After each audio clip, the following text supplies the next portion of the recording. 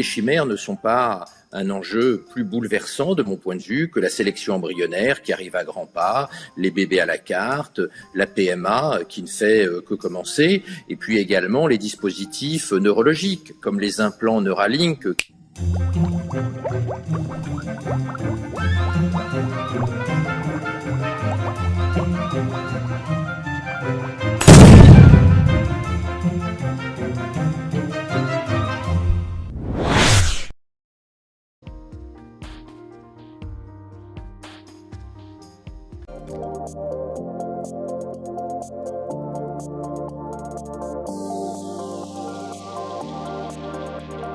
Je dirais que c'est faux. Ça me paraît faux aussi, ouais. Je pense que c'est vrai. Ça, par contre, je pense que c'est vrai. J'espère que c'est faux. Moi aussi, je pense que c'est faux. Je dirais que c'est faux, je l'espère en tout cas.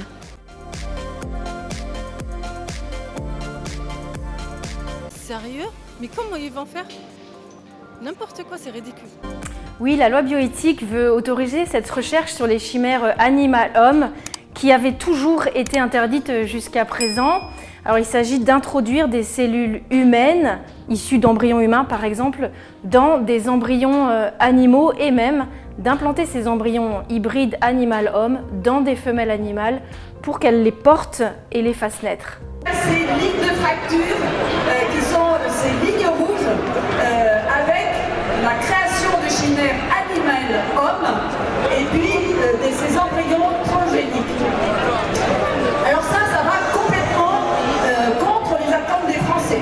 À Alliance Vita, nous avons commandité début juin un sondage à l'IFOP et il montre que la majorité des Français sont en faveur d'un principe de précaution en matière de bioéthique. Et puis deux constats sont faits dans ce sondage. D'abord que les Français méconnaissent totalement les mesures de cette loi. Et quand on leur explique quelles sont ces mesures, eh bien 3 Français sur 4 demandent l'interdiction des chimères et demandent l'interdiction des embryons transgéniques. Quelques rares équipes dans le monde travaillent sur cette question, en Chine, au Japon et une équipe aussi en France. Alors les raisons qui sont invoquées, elles sont parfois douteuses, parfois même fumeuses.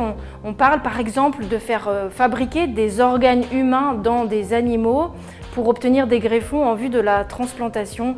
Ça relève, comme le dit lui-même le scientifique qui milite pour l'autorisation de ces recherches, ça relève de la science-fiction. Plus de 80% des personnes qui s'étaient exprimées ne voulaient pas de cette PMA sans père. Et que dire des mobilisations qui ont suivi? Et maintenant, ils ont l'air tous de s'étonner de l'abstention massive à laquelle ils ont conduit la population. Nous voulons être écoutés et entendus. Alors, le problème des chimères, que ce soit pour fabriquer des organes plus facilement, et on est en pénurie d'organes depuis toujours, ou à des fins de recherche, ça n'est qu'une des composantes de la révolution biotechnologique à l'œuvre. Et oui, il y a des problèmes philosophiques et politiques majeurs, parce que ces enjeux sont bouleversants. Mais les chimères ne sont pas un enjeu plus bouleversant de mon point de vue que la sélection embryonnaire qui arrive à grands pas, les bébés à la carte, la PMA qui ne fait que commencer, et puis également les dispositifs neurologiques comme les implants Neuralink qu'Elon Musk, le fondateur des automobiles Tesla et homme le plus riche du monde, est en train de développer et qu'il a l'intention de mettre dans le cerveau des gens dans les décennies qui viennent, pour les malades, mais aussi chez les non-malades, de manière à augmenter leur capacité intellectuelle et mnésique. Et je suis d'accord avec Madame Thiel, de passer de l'homme 1.0 à l'homme augmenté 2.0, c'est vertigineux et il faut une réflexion politique sur ces sujets-là. Alors d'abord, il ne faut pas confondre les chimères, les cellules souches, IPS, enfin tout cela est un peu compliqué pour les auditeurs sûrement. Évidemment, on nous dit que c'est pour les greffes d'organes et que ça permet d'en avoir. Ce sur quoi il faut être vigilant, c'est pour toujours les abus possibles, les dérives possibles, parce que l'homme reste l'homme, qu'on voit bien qu'on est dans une mondialisation, qu'il y a toujours un pays qui est plus malin que l'autre et qui voudra faire ce que l'autre interdit. Donc je veux qu'on reste vigilant là-dessus. Bien sûr, c'est pour la recherche, bien sûr, ça permet de faire des greffes, bien sûr, ça peut être un plus, mais je m'oppose aux dérives possibles et aux abus possibles il faut bien encadrer et bien surveiller et effectivement être vigilant à tout. Et on peut pas savoir ce qui va se passer dans 20 ans, dans 3 ans. Donc on ne peut pas prévoir aujourd'hui et donc le principe de précaution vaut là-dessus comme sur le reste. On fait miroiter des pseudo-progrès dans un esprit vraiment de toute puissance qui entend lever tous les verrous derrière des motifs scientistes, économiques. Et les tenants de cette déconstruction bioéthique sont un peu en mode « testons tout et après notre vote, le déluge ».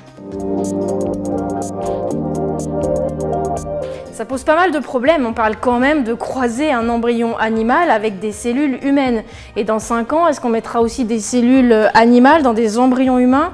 Alors au niveau de ces questions, le Conseil d'État en a listé, c'est tous les risques qui sont liés à cette transgression majeure de la frontière entre l'homme et l'animal.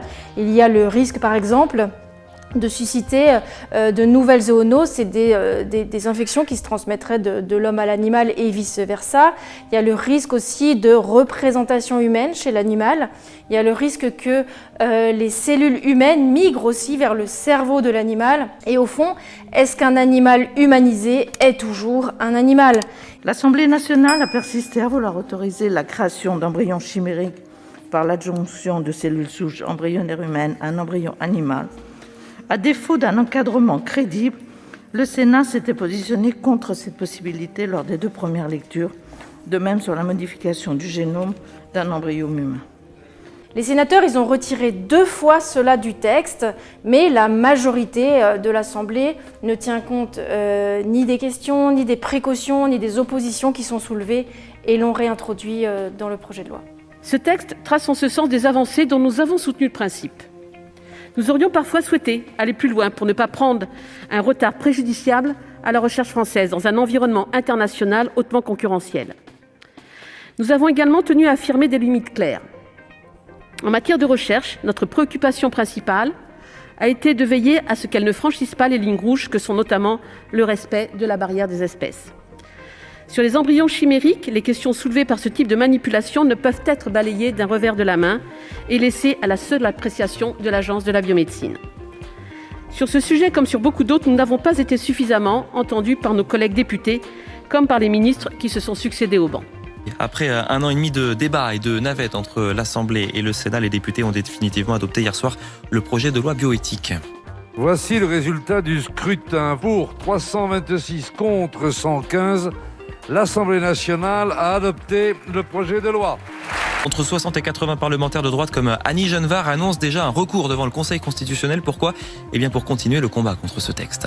Ce n'est pas une manœuvre pour gagner du temps, c'est une décision que nous avons prise en conscience, car nous considérons que cette loi a des dispositions qui sont tout à fait condamnables, préjudiciables. La question de l'accès aux origines, certains enfants nés par PMA auront accès à leurs origines, d'autres pas, qu'elles interrogent sur le plan de l'éthique. Donc c'est la raison, la motivation de ce recours au Conseil constitutionnel. Emmanuel Macron aura à rendre des comptes dans quelques années aux enfants qui auront été privés de père volontairement, et il aura des comptes à rendre aux générations à venir qui seront évidemment victimes des expérimentations que ce projet de loi va également ouvrir carrément sur l'espèce humaine avec les embryons transgéniques et les embryons chimères animal-homme.